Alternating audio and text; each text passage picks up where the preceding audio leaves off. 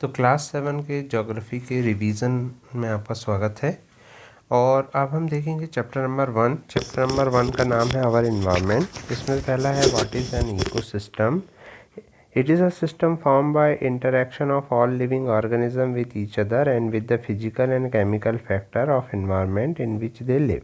हमारे आसपास जो भी वातावरण होता है उससे जो हमारा इंटरेक्शन होता है, इंटरेक्शन का मतलब हम उन पे डिपेंड करते हैं, वो हम पे डिपेंड करते हैं, तो ये सब मिल करके जो है इकोसिस्टम कहलाता है। ठीक है ना। और ये है all linked by energy, transfer of energy and material, और ये एनर्जी और मटेरियल के ट्रांसफ़र से रिलेटेड रहता है।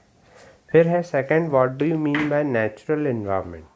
नेचुरल इन्वायरमेंट का क्या मतलब है? नेचुरल इन्वायरमेंट का मतलब है कि जो भी बायोटिक और अबायोटिक हमारे आसपास कंडीशंस उपलब्ध हैं अर्थ में, लैंड, वाटर, एयर, प्लांट और एनिमल, तो ये सब जो है दोनों मिल कर के, अब आपको याद रहना चाहिए कि बायोटिक क्या है और अबायोटिक क्या है। अभी आगे आएगा ये क्वेश्चन, तो इसके एग्जांपल अच्छे से याद होना चाहिए। तो ये दोनों मिल कर के जो इन्वायरमेंट बनाते हैं वो नेचुरल इन्वायरमेंट कहलाता है। फिर which are the major component of environment. Environment के मेजर कंपोनेंट क्या है? तो अबायोटिक और फिजिकल इन्वायरमेंट मतलब जितना भी नॉन लिविंग चीज़ें हैं, जैसे temperature, light, rainfall, soil, mineral, ये सब जो है जिसमें एटमॉस्फेयर, लिथोस्फीयर और हाइड्रोस्फीयर भी आते हैं, ये अबायोटिक कहलाते हैं। और बायोटिक में क्या होता है, सारे लिविंग फॉर्म्स जैसे प्लांट, बर्ड, एनिमल और माइक्रो ऑर्गेनिज्म जो होते हैं वो बायोटिक कहलाते हैं। फिर है ह्यूमन मेड इन्वायरमेंट के एग्जांपल बताइए जिसने, जो ह्यूमन ने बनाया है। वो है हाउस, स्कूल, कॉलेज और वर्क प्लेस। तो ये अच्छे से याद रखिएगा क्योंकि आपसे पूछा जा सकता है कि निम्न में से कौन सा ह्यूमन मेड इन्वायरमेंट नहीं है। लिथोस्फीयर। लिथोस्फीयर जो होती है टॉप लेयर ऑफ अर्थ होती है, जो रॉक और मिनरल से बनी होती है। लिथोस्फीयर में सारे कॉन्टिनेंट आते हैं और इसमें सारे लैंडफॉर्म जैसे माउंटेन, प्लेट्यू, प्लेन, वैली, ये सब आते हैं। लिथोस्फीयर जो होते हैं एक ऐसा डोमेन होता है जो हमें फॉरेस्ट, ग्रासलैंड ग्रेजिंग के लिए, लैंड एग्रीकल्चर के लिए और ह्यूमन सेटलमेंट के लिए, मतलब ह्यूमन को रहने के लिए जो है जगह देता है। यह मिनरल वेल्थ का भी सेंटर होता है, मतलब जो ज़मीन है, ठीक है, ज़मीन और अर्थ में क्या है, कॉन्टिनेंट है और ओशन है, तो जो कॉन्टिनेंट वाला पार्ट है वो पूरा जो है वो लिथोस्फीयर कहलाता है। फिर बायोटिक इन्वायरमेंट के दो मेजर कंपोनेंट कौन कौन से हैं? तो बायोटिक मतलब जिनमें लाइफ होती है वो है प्लांट और एनिमल। बायोस्फीयर क्या है? प्लांट और एनिमल किंगडम दोनों मिलकर के बायोस्फीयर बनाते हैं। ये नैरो जोन ऑफ अर्थ है जहाँ लैंड, वाटर और एयर इंटरेक्ट करते हैं। फिर नेचुरल इकोसिस्टम इनमें से कौन सा नहीं है? तो एक्वेरियम नहीं है। कौन सा जो कंपोनेंट है ह्यूमन इन्वायरमेंट का नहीं है, जो ह्यूमन मेड इन्वायरमेंट का नहीं है? तो लैंड नहीं है, लैंड नेचुरल इन्वायरमेंट का पार्ट है। और ह्यूमन मेड इन्वायरमेंट का कौन सा पार्ट है? तो road, which is the a threat to environment. तो ग्रोइंग पॉपुलेशन जो है वो थ्रेट टू इन्वायरमेंट। फिर है मैच द कॉलम। यहाँ पर हमें बायोस्फीयर के बारे में ध्यान रखना है कि नैरो जोन जहाँ पर लैंड, एयर और वाटर इंटरेक्ट करते हैं उसे बायोस्फीयर कहते हैं। जबकि एटमॉस्फेयर में ब्लैंकेट ऑफ एयर जो कि अर्थ के चारों ओर होती है। हाइड्रोस्फीयर डोमेन ऑफ वाटर होती है और इन्वायरमेंट हमारी सराउंडिंग होती है। फिर रीज़न दीजिए man modifies his environment. Man जो है अपने इन्वायरमेंट को क्यों मॉडिफाई करता है, क्यों सुधार करता है इन्वायरमेंट में? तो उसके वेरियस नीड्स के लिए, जैसे पेपर के लिए और फर्नीचर बनाने के लिए हम लकड़ी को यूज़ करते हैं। तो man needs wood for this and tree are cut and it is called modifying the environment. Plant और एनिमल एक दूसरे पर डिपेंड करते हैं। तो प्लांट जो होते हैं वो किस चीज़ पर डिपेंड करते हैं? प्लांट जो है वो हमारे ऊपर डिपेंड करते हैं और हम प्लांट पर डिपेंड करते हैं। ठीक है। Animal depends on plant for oxygen through photosynthesis and also for food. They also use plant as shelter and live and also to hide from predators. अब एनिमल्स जो होते हैं वो अपने प्रेडेटर से, प्रेडेटर मतलब जो उनका शिकार करते हैं, जैसे चिड़िया है तो चिड़िया का शिकार जो है वो बाज करता है, तो चिड़िया उसे बचने के लिए पेड़ों में छुप जाती है। प्लांट जो होते हैं एनिमल पर डिपेंड करते हैं कि वो उनके सीड को डिस्पर्सल करें, पॉलिनेशन करें और जो है न्यूट्रिएंट मिले उनको, जो भी वो डिकम्पोज कर रहे हैं या जो एनिमल जो है चीज़ों को यूज़ कर रहे हैं। तो वो जब वो डिकम्पोज हो जाते हैं, जैसे मान लीजिए आपने सब्जी का कचरा बाहर फेंका, तो वो क्या होगा, धीरे धीरे अर्थ में डिकम्पोज हो जाएगा और वो प्लांट के लिए बहुत यूज़फुल होगा। अब हम चलते हैं चैप्टर नंबर 2 के रिवीजन में। चैप्टर नंबर 2 में पहले क्वेश्चन है कि 3 लेयर ऑफ अर्थ कौन कौन सी हैं, तो क्रस्ट, मेंटल और कोर आप जानते हैं। व्हाट इज़ रॉक, तो जो भी नेचुरल मास मिनरल मैटर का मिलता है उसे रॉक कहते हैं। फिर 3 टाइप ऑफ रॉक आप जानते हैं, इग्नियस, सेडिमेंट्री और मेटामॉर्फिक रॉक होती हैं। फिर एक्सट्रूसिव और इंट्रूसिव रॉक क्या होती है, तो जब मोल्टन मैग्मा बाहर की तरफ सॉलिडिफाई होता है तो उसको एक्सट्रूसिव रॉक कहते हैं, और जब वो अंदर ही जम जाता है तो उसे इंट्रूसिव रॉक कहते हैं। रॉक साइकिल का क्या मतलब है, तो रॉक जो होती है, जैसे हमने देखा था इसके वीडियो में, कि रॉक जो होती हैं वो एक दूसरे में चेंज होते रहती हैं, और जैसे इग्नियस रॉक है वो मोल्टन मैग्मा से बनती है, फिर क्या होता है वो एरोड होती है, मतलब उसमें धीरे धीरे छोटे छोटे क्रैक्स आते जाते हैं नदी के किनारे, छोटे छोटे उससे सेडिमेंट बनते हैं, तो उससे सेडिमेंट्री रॉक बन जाती है। और सेडिमेंट्री और इग्नियस रॉक दोनों यदि धरती के अंदर चली जाती हैं तो बहुत अधिक टेम्परेचर और प्रेशर पर वो मेटामॉर्फिक रॉक में बदल जाती हैं। और फिर यदि मान लीजिए मोल्टन मैग्मा के संपर्क में ये फिर से आई, तो फिर से ये क्या होता है, मैग्मा बन जाती है और इग्नियस रॉक बन जाती है। तो इस तरह से पूरा रॉक साइकिल चलते रहता है। जैसे वाटर साइकिल हमने पढ़ा था वैसे ही रॉक साइकिल होता है। रॉक के क्या यूज़ हैं ये तो अपन खुद ही लिख सकते हैं कि रॉक जो होते हैं वो उनमें डिफरेंट टाइप के मिनरल मिलते हैं, और उनमें से बहुत सारे मिनरल्स को हम फ्यूल की तरह यूज़ करते हैं, जैसे कोल, नेचुरल गैस, ये सब रॉक में मिलते हैं। सॉइल्स जो होती है वो वेदरिंग ऑफ रॉक से बनती है। वेदरिंग का मतलब होता है टूट फूट, और रॉक्स जो होता है वो हमारे लिए बहुत यूज़फुल है। रोड बनाने के लिए, घर और बिल्डिंग बनाने के लिए रॉक्स का यूज़ किया जाता है। मेटामॉर्फिक रॉक किनको कहते हैं, वे रॉक जो कि बहुत अधिक टेम्परेचर और प्रेशर पर धरती के अंदर चेंज हो जाती हैं, उन्हें मेटामॉर्फिक रॉक कहते हैं। फिर वह रॉक जो कि मोल्टन मैग्मा से बनी होती है उसका क्या नाम है, तो वो इग्नियस रॉक है। इनर मोस्ट लेयर जो होती है वो कोर होती है। कोल, पेट्रोलियम और ये सब मिनरल के एग्जांपल हैं। वे रॉक जिनमें फॉसिल्स होते हैं वो सेडिमेंट्री रॉक होती हैं। और थिनेस्ट लेयर ऑफ अर्थ जो होती है वो क्रस्ट होती है। फिर मैच द कॉलम में कोर जो है वो इनर मोस्ट लेयर है। मिनरल जो है वो उनके केमिकल कंपोजिशन होते हैं। रॉक्स जो होती हैं वो यूज़ होती हैं रोड और बिल्डिंग बनाने में। क्ले जो होती है वो स्लेट को बनाने में। और सियाल जो होती है सिलिका और एल्यूमिनियम से मिलकर बना होता है। एक सिमा होता है, एक सियाल होता है। कहाँ सियाल होता है और कहाँ सिमा होता है ये आपको अच्छे से ध्यान रखना है।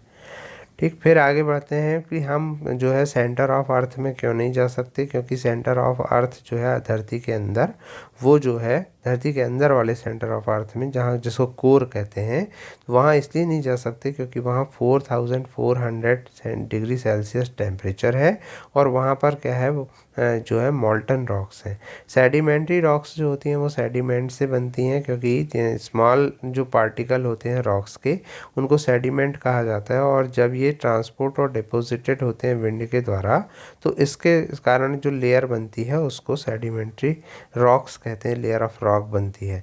लाइमस्टोन जो होता है वो बहुत अधिक टेम्परेचर और प्रेशर पर क्या होता है, मार्बल में चेंज हो जाता है। अब हम चलते हैं चैप्टर नंबर 3 के रिवीजन में। आंसर द फॉलोइंग क्वेश्चंस में पहला क्वेश्चन है कि प्लेट्स क्यों मूव करती है, तो धरती के अंदर मोल्टन मैग्मा होने की वजह से धरती के ऊपर की जो कॉन्टिनेंट प्लेट्स हैं वो मूव करते रहती हैं, ठीक है ना, क्योंकि धरती के कोर में क्या है, मोल्टन मैग्मा है। एक्सोजेनिक और एंडोजेनिक फोर्स क्या होते हैं, वो फोर्स जो धरती के अंदर काम करते हैं उनको एंडोजेनिक फोर्स कहते हैं, और जिनकी वजह से अर्थक्वेक, वोल्केनो, ये सब चीज़ें होती हैं। और वो फोर्स जो कि धरती के ऊपर काम करते हैं, जैसे कि वेदरिंग, जिसके कारण रॉक जो है टूट टूट के मिट्टी बनती है, और मास वेस्टिंग, एरोज़न होता है। एरोज़न का मतलब होता है कि जो नदियाँ होती हैं या पानी होता है वो चट्टानों को धीरे धीरे क्या करता है, तोड़ता है या मिट्टी का कटाव करता है, उसको इरोजन कहते हैं। इरोजन का क्या मतलब होता है, the wearing away of landscape different agent by wind, water and ice. धरती के जो ऊपर की सतह है उसमें लगातार क्या होता है, पानी गिरने से, आइस के सरकने से, बड़े बड़े ग्लेशियर के सरकने से और हवा के बहुत तेज़ चलने से धीरे धीरे क्या होता है, उसमें कुछ जो चेंजेस होते हैं वो एरोजन के नाम से जाने जाते हैं। फिर है how are flood plains form. जब फ्लड प्लेन्स मतलब जो फ्लड की वजह से मैदान बन जाते हैं, तो वो इसलिए होता है क्योंकि जब नदियाँ बहती हैं, ओवरफ्लो होती हैं, तो वो क्या करती हैं, अपने साथ बहुत सारे फाइन सॉइल और सेडिमेंट को लेकर के आती हैं, जो कि क्या होता है, आजू बाजू जमा हो जाता है और इसी की वजह से क्या होता है, वहाँ पर फ्लैट फर्टाइल लैंड बनता है। मतलब कहीं बाढ़ आती है तो बाढ़ आने के बाद जब नदी का प्रवाह कम हो जाता है तो उन जगहों पर बहुत सारी मिट्टी जमा हो जाती है और उसी से प्लेन का निर्माण होता है। सैंड ड्यून क्या होते हैं, जब रेगिस्तानों में हवा बहती है तो वो क्या करती है, सैंड को एक जगह से दूसरी जगह पर ट्रांसफॉर्म करती है और इसी में क्या होता है, एक लो हिल टाइप का स्ट्रक्चर बन जाता है, जिसको आप अपने ओरिजिनल वीडियो में देख सकते हैं, जिसको हम सैंड ड्यून कहते हैं। बीचेस कैसे फॉर्म होते हैं, जो सी बीच होते हैं, तो सी वेव भी क्या होती हैं, बार बार समुद्र के किनारे आती हैं और वो अपने साथ बहुत सारा सेडिमेंट लेकर के आती हैं, जिसके कारण बीच बनते हैं। यहाँ पे एस से उनके एग्जांपल भी दे सकते हैं कि जैसे मैरियाना बीच, ठीक है ना, जुहू बीच। वाट आर एक्सपो लेक, ये इसको समझने के लिए आपको ओरिजिनल वीडियो देखना पड़ेगा। ड्यू टू कॉन्टीन्यूअस इरोजन की वजह से क्या होता है कि जो deposition along the side of meander जो बनती है, एक जोग्राफिकल सिचुएशन, इन दोनों को समझने के लिए आपको ओरिजिनल वीडियो देखना पड़ेगा इसका, तब आपको अच्छे से समझ में आएगा। पिक्चर दिया हुआ है आपकी बुक में कि मियंडर कैसे बनता है और ऑक्सबो लेक कैसे बनती है, ठीक है ना। तो धीरे धीरे क्या होता है, मियंडर के लूप जो है वो क्लोज़र और क्लोज़र आ जाते हैं। जब ये होता है तो क्या होता है, मियंडर के लूप कट हो जाते हैं रिवर से और इस तरह से जो लेक बनती है उसको ऑक्सबो लेक कहा जाता है।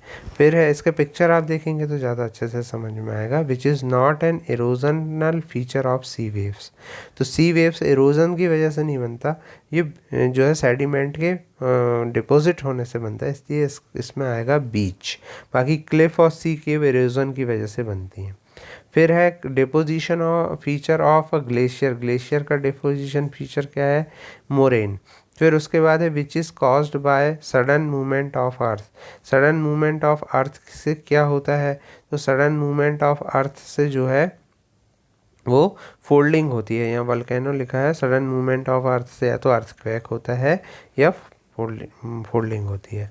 फिर मशरूम रॉक क्या कहाँ मिलते हैं, तो मशरूम रॉक डेजर्ट में मिलते हैं। एक्चुअल में क्या होता है, जो वहाँ पर बड़े बड़े रॉक होते हैं तो वो क्या होता है, नीचे से उनका इरोजन होता है, क्योंकि नीचे जो है जो सैंड होती है वो बहुत गर्म होती है, उसकी वजह से क्या होता है, उनका नीचे का भाग जो होता है मशरूम के जैसा हो जाता है। फिर ऑक्सबो लेक कहाँ मिलती हैं, तो वो रिवर वैलीज़ में मिलती हैं। मैच द कॉलम में ग्लेशियर को रिवर ऑफ आइस कहते हैं। मियंडर जो होती हैं वो रिवर बनाती हैं। बीच सी शोर में के बाजू में मिलते हैं। सैंड ड्यून डेजर्ट में मिलते हैं। वाटरफॉल जो होते हैं वो हार्ड बेड रॉक से जब पानी गिरता है तो वाटरफॉल बनता है। और अर्थक्वेक को वाइब्रेशन ऑफ अर्थ कहते हैं। फिर है गिव रीजन, कुछ रॉक्स को शेप ऑफ मशरूम क्यों होता है, तो अभी मैंने आपको बताया कि डेजर्ट में क्या होता है, जो नीचे वाला पार्ट होता है जो रॉक का, वो ज़्यादा इरोड होता है क्योंकि नीचे गर्म हवा बहती है, और फिर ऊपर वाला पार्ट वैसे का वैसे ही रह जाता है, जिसकी वजह से वो एक मशरूम जैसा दिखता है। इसीलिए डेजर्ट में मशरूम रॉक्स ज़्यादातर मिलती हैं। Fruit plains are very fertile. तो जो भी फूड प्लेन्स बनते हैं नदी के किनारे, जैसे अभी अपन ने देखा कि जो सेडिमेंट नदी बहा कर लेकर आती है एलुवियल सॉइल, तो वो बहुत ही फर्टाइल होती है, इसलिए जो फूड प्लेन होते हैं वो फर्टाइल होते हैं। और जो सी केव्स होती हैं वो स्टैक्स में बदल जाती हैं। स्टैक्स का मतलब होता है, आप समुद्र के किनारे जाएंगे तो पत्थरों की गुफाएं दिखेंगी, पर धीरे धीरे वो पत्थरों की गुफाएं फिर क्या होता है, पूरी खोखली हो जाती हैं। तो वो क्यों होता है, क्योंकि लगातार सी केव्स जो होती हैं वो उनको इरोड करते रहती हैं। और पिलर के रूप में वो बच जाती हैं वहाँ पर, वो बाकी जो केव्स हैं वो ख़त्म हो जाती हैं। Building collapse due to earthquake, earthquake की वजह से सडन मूवमेंट होने की वजह से क्या होता है कि जो बिल्डिंग की फाउंडेशन है वो हिल जाती है, जिसकी वजह से बिल्डिंगें गिर जाती हैं। अब हम लेंगे चैप्टर नंबर 4 एयर। एटमॉस्फेयर क्या है? अर्थ जो हमारे आसपास एक ब्लैंकेट ऑफ एयर से घिरी हुई है, जिसको हम एटमॉस्फेयर कहते हैं। कौन सी दो गैसेस जो होती हैं वो एटमॉस्फेयर बनाती हैं अर्थ का? वो है नाइट्रोजन और ऑक्सीजन। इनके परसेंटेज भी आप अच्छे से याद रखिएगा कि कौन कितने परसेंट पे रहती है। कौन सी गैस जो होती है वो ग्रीन हाउस इफेक्ट बनाती है? वो है कार्बन डाइऑक्साइड। फिर ग्रीन हाउस इफेक्ट क्या है ये अच्छे से पढ़ लीजिएगा। वेदर किसे कहते हैं? वेदर जो होता है वो hour to hour day to day condition जो एटमॉस्फेयर की होती है उसे वेदर कहते हैं। 3 टाइप ऑफ रेनफॉल कौन कौन से होते हैं? कन्वेक्शनल, रिलीफ रेनफॉल और साइक्लोनिक रेनफॉल। रेनफॉल वाले चैप्टर में इसको अच्छे से समझ लीजिएगा कि कैसे कौन कौन सी रेनफॉल होती है। एयर प्रेशर क्या होता है? जो एयर प्रेशर जो होता है, जो वेट ऑफ एयर के कारण अर्थ के सरफेस पर होता है, उसे एयर प्रेशर कहते हैं। कौन सी गैस जो होती है वो हमको सन के हार्मफुल रेज से बचाती है? तो वो है ओजोन। कौन सी इंपॉर्टेंट रियल एटमॉस्फेयर की है सबसे इंपॉर्टेंट, जिसमें सबसे ज़्यादा एक्टिविटीज़ होती हैं? वो है ट्रोपोस्फियर। फिर है which of the following layer of atmosphere is free from cloud? तो स्ट्रेटोस्फियर, और इसी पे जो है प्लेन उड़ते हैं। हवाई जहाज जो होते हैं ज़्यादातर मतलब जब लैंड एंड करेंगे तो वो नीचे आ जाएंगे, लेकिन अधिकतर वो इसी पर उड़ते हैं स्ट्रेटोस्फियर पर, क्योंकि यहाँ पर क्लाउड नहीं होते। और जैसे ही हम एटमॉस्फेयर पर जाते हैं तो प्रेशर क्या होता है? एयर प्रेशर कम हो जाता है। और अर्थ पे जब लिक्विड फॉर्म में प्रेसिपिटेशन आता है तो उसे हम रेन कहते हैं। फिर मैच द कॉलम में आ जाएंगे कि जो ट्रेड विंड होती हैं वो परमानेंट विंड होती हैं। ये इनको आपको समझना पड़ेगा। ट्रेड विंड क्या होती हैं? जो समुद्र में क्या होता है, कुछ ऐसी हवाएं चलती हैं जो हमेशा चलते रहती हैं और वो परमानेंट होती है, मतलब वो ऐसी होती है। पहले ज़माने में जब शिप लेकर के लोग चलते थे तो इन्हीं हवाओं के सहारे चलते थे। जो जितने भी ट्रेडर थे, व्यापारी थे, वो इन्हीं हवाओं के सहारे चलते थे, इसलिए इनको ट्रेडर विंड कहते हैं।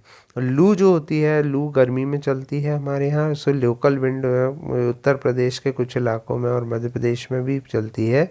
फिर मानसून जो होता है वो सीजनल विंड होता है, और विंड जो होती है वो हॉरिजॉन्टल मूवमेंट ऑफ एयर को विंड कहते हैं। फिर है वेट क्लॉथ्स जो होता है वो ह्यूमिड डे में या बारिश के दिनों में लंबा टाइम लेते हैं सूखने में, क्योंकि भाई एटमॉस्फेयर में बहुत ज़्यादा ह्यूमिडिटी होती है, जिसके कारण से एयर मॉलिक्यूल जो होते हैं वो मॉइस्चर को एब्जॉर्ब नहीं कर पाते, और जिसकी वजह से क्या होता है, वेट क्लॉथ्स जो होते हैं वो ह्यूमिड डे में देरी से सूखते हैं। फिर amount of isolation decreases from equator towards pole. तो जो इसके वजह से इंसोलेशन का जो इफेक्ट है वो धीरे धीरे पोल की तरफ कम होते जाता है, मतलब जो गर्मी है वो अर्थ में पोल की तरफ कम होते जाती है। इसका मेन कारण हम क्लास 6 में ही पढ़ चुके हैं कि जो इक्वेटर होता है वहाँ पर सन की रेस सीधी पड़ती है, जिसके कारण वहाँ पर जो है ज़्यादा गर्मी होती है, जबकि पोल्स पर क्या होता है वो स्लांटिंग पड़ती है, जिसकी वजह से क्या होता है कि वहाँ पर कम गर्मी पड़ती है। तो ये था चैप्टर 4 तक के रिवीजन। चैप्टर 5 अपन बाद में पढ़ेंगे। तो आई होप कि आपको समझ में आया होगा, और फिर भी यदि आपको कुछ समझ में नहीं आता तो आप ग्रुप में पूछ सकते हैं, ठीक है। जी मीट में मैं इतने अच्छे से आपको नहीं पढ़ा पाता, क्योंकि जी मीट में बहुत ज़्यादा डेटा लगता है। दूसरा ये होता है कि उसमें कई बार कनेक्टिविटी नहीं हो पाती, जिसकी वजह से कई बार कॉन्सेप्ट क्लियर नहीं हो पाता। तो एंजॉय करिए, आप वीडियोज़ देखिए, और कोई डाउट आपको लगता है तो आप ज़रूर पूछिए। Thank you very much.